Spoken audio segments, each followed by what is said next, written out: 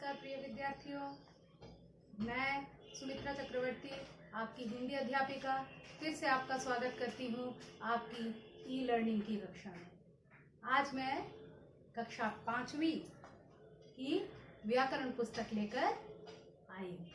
तो आज हम कक्षा 5वीं के व्याकरण का जो हमने पहले दो भागों में जो कक्षा की थी उसी का आज तीसरा क्लास मैं लेने वाली हूँ। इसमें हम क्या करेंगे? इसमें हम आपको इसके अभ्यासों से परिचित करवाएंगे। मुझे आशा है कि आपको ये जो विषय मैंने आपको पढ़ाया था भाषा और व्याकरण, ये आपको अच्छे से समझ में आ गया है। फिर भी मैं दोहरा देती हूँ। हमने पढ़ा था भाषा वो जरिया है जिसके माध्यम से हम दूसरों के आशय को ग्रहण करते हैं और अपनी बातों को दूसरों तक समझाते हैं। भाषा के हमने दो रूपों को पढ़ा था, मौखिक और लिखित। इसके अलावा मैंने आपको कहा था कि एक सांकेतिक रूप भी है जिसमें हम संकेतों के माध्यम से अपने विचारों को बताते हैं, लेकिन उसको हम पढ़ते नहीं हैं इस तरह से। उसके बाद हमने भाषा के 4 कौशलों को बोला था, सुनना, बोलना, लिखना और पढ़ना। ठीक है। और क्या था कि हमने भाषा और बोली के बारे में जाना था। बोली सीमित क्षेत्र में बोली जाती है और भाषा विस्तारित क्षेत्र में बोली जाती है। बोली में साहित्य की रचना उस हिसाब से नहीं होती है जिस प्रकार की भाषा में होती है। ठीक है। हिंदी भाषा की कुछ बोलियां जैसे राजस्थानी, पंजाबी, बिहारी, ठीक है, इस तरह से हम पढ़ते हैं। उसके बाद क्या है कि हम लोग भाषा को जिन संकेतों के माध्यम से, जिन चिन्हों के माध्यम से लिखते हैं, लिखकर व्यक्त करते हैं, वो लिपि कहलाती है। हिंदी भाषा की लिपि का नाम देवनागरी है। इसी प्रकार से भिन्न भाषाओं के लिए भिन्न लिपियां प्रचलित हैं। इसके बाद हमने पढ़ा था कि हम लोग हिंदी को राजभाषा के रूप में जिस दिन हमने ग्रहण किया था वह पूर्ण तिथि कब थी? 14 सितंबर 1949। ठीक है। अच्छा, और विश्व हिंदी दिवस हम कब मनाते हैं? मैंने बताया था आप लोगों को। विश्व हिंदी दिवस कब मनाते हैं इसका जवाब आप लोग मुझे दोगे, क्योंकि ये मैं आप लोगों को पहले पढ़ा चुकी हूँ। ठीक है। अच्छा, और भारतीय संविधान में कुल 22 भाषाओं को अनुमोदित किया गया है और हिंदी को छोड़कर 21 भाषाओं को। ठीक है ना। अच्छा, और हम लोग हिंदी दिवस कब मनाते हैं? क्योंकि 14 सितंबर 1949 को हमारे हिंदी भाषा को राजभाषा होने का गौरव प्रदान हुआ था।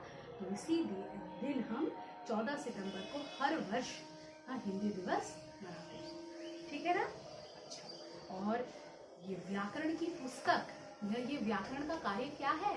भाषा को शुद्ध रूप से बोलना, पढ़ना, लिखना, इसके नियम जो ग्रंथ हमें बताता है वही व्याकरण है। तो आप लोगों को मुझे उम्मीद है कि चैप्टर ठीक से याद आ गया होगा।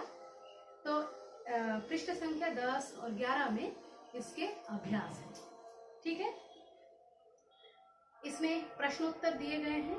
भाषा किसे कहते हैं? भाषा किसे कहते हैं? भाषा वह साधन है जिसके जरिए हम अपने विचारों का आदान प्रदान करते हैं। भाषा वह साधन है जिसके जरिए हम अपने विचारों का आदान प्रदान करते हैं। भाषा के कितने कौशल हैं? आप लोग बहादुर हैं, आप लोगों को सब मालूम है, मुझे पता है। भाषा के 4 कौशल होते हैं। ये कौन कौन से हैं? सुनना, बोलना, पढ़ना, लिखना। सुनना, बोलना, लिखना, पढ़ना। ठीक है। उसके बाद बोली किसे कहते हैं?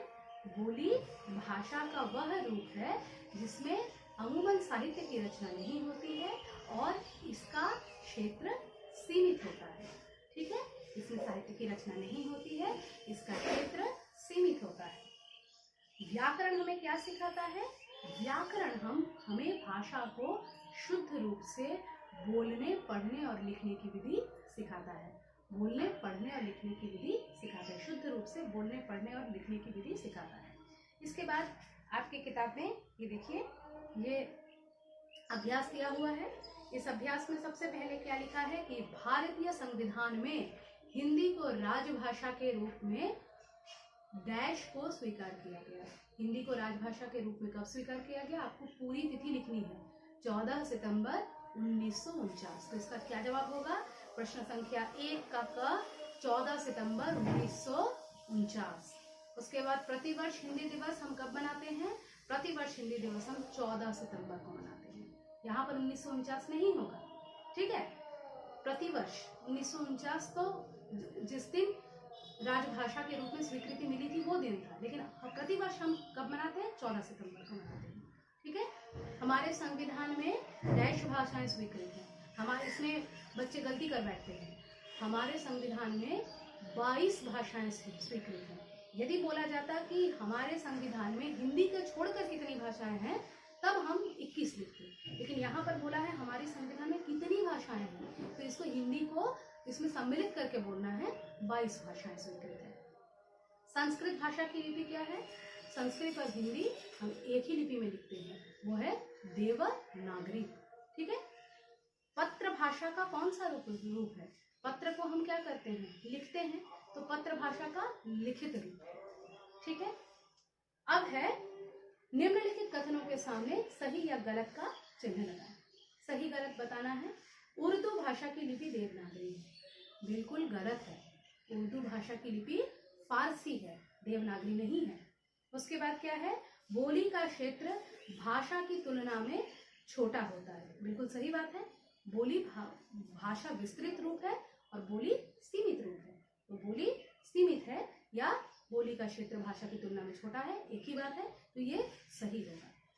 लिपि में साहित्य लिखा जाता है, लिखने के लिए हम लिपि का ही प्रयोग करते हैं, तो ये भी सही है। लिपि से हम साहित्य को लिखकर व्यक्त करते हैं।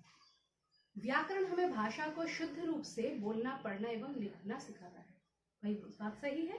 व्याकरण हमको क्या सिखाता है? शुद्ध रूप से भाषा को बोलना, पढ़ना और लिखना। उसके बाद प्रश्न है, भाषा के कितने रूप होते हैं? भाषा के 2 रूप होते हैं। उनके नाम क्या है? मौखिक भाषा, लिखित भाषा। भारतीय संविधान में मान्यता प्राप्त किन्हीं 6 भाषाओं के नाम लिखिए। ये आप अपनी मर्जी से भारतीय संविधान में जो 22 भाषाएं हैं, उन 22 भाषाओं में से किन्हीं भी 6 भाषाओं को आप यहाँ पर लिख सकते हैं। तो मैंने आपको ये पूरा अध्याय पढ़ा दिया और इसके पूरे अभ्यास को आपको करवा दिया है। अभी आपको क्या करना है? इनको मेरे कहे मुताबिक संपन्न करना है, ठीक है। धन्यवाद।